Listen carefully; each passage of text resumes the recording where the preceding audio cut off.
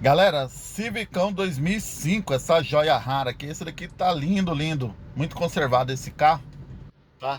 Esse eu tive o prazer de trabalhar produzindo, cara. É muito bacana você ver um carro nascendo. Tive esse prazer aí. Galera, seguinte, vamos direto ao assunto. Você já viu um barulho na suspensão do Honda Civic, principalmente essa linha 2001 até 2005? Faz um barulho na frente parecendo amortecedor, parecendo bucha, um barulho meio oco, uma trepidaçãozinha na frente. Aí você acha que é suspensão, amortecedor, que é coxim superior do amortecedor. Galera, é o seguinte, como que você faz o diagnóstico disso? Primeiramente, você tem que estar com a suspensão revisada, né? Para eliminar as causas aí dessa folga, de uma possível folga para ocasionar esse barulho. O barulho continua, você está com dificuldade de diagnóstico. Galera, esse barulho geralmente, tá? É da caixa de direção. É um barulho toque-toque. Infelizmente, acho que você não vai conseguir ouvir. Deixa eu ver.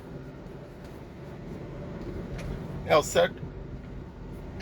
Tá ouvindo? Não sei se você vai conseguir ouvir, mas ele faz um barulho até no asfalto. Se tiver pequenas ondulações, ele já faz um barulho, tipo um trepidado, parecendo aqueles guarda-pó de plástico que fica pegando no amortecedor. É uma ressonância desse jeito, até em linha reta, só um pouquinho de trepidação, ele já faz um barulho, né? Aos ouvidos aí mais apurados vai pegar esse barulho, tá? Interessante fazer diagnóstico de suspensão aí de barulho com os vidros fechados, tá? Do carro, tá?